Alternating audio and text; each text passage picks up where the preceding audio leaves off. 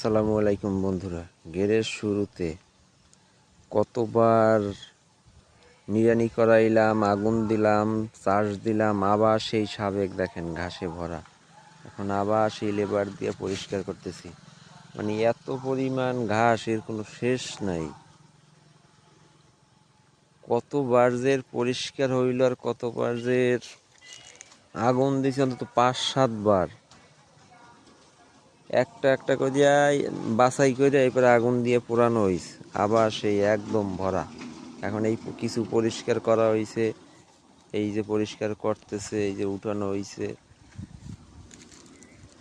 একটা রিজেক্ট জিনিস আসলেই তৈরি করার থেকে নতুন জিনিস করা অনেক ভালো।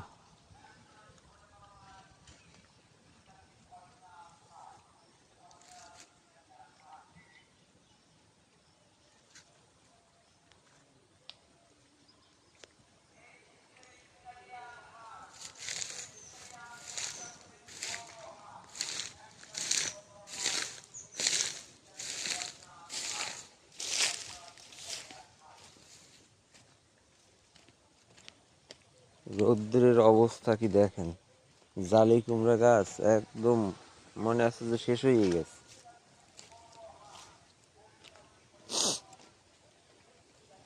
রৌদ্রের যে এত পরিমাণ তাপ!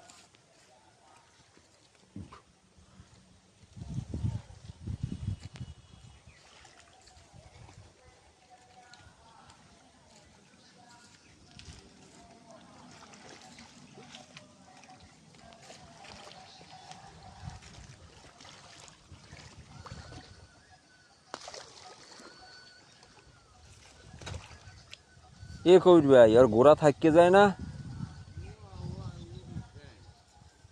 তো গোড়া থাকলে তো আবার যেই সেই অবস্থা।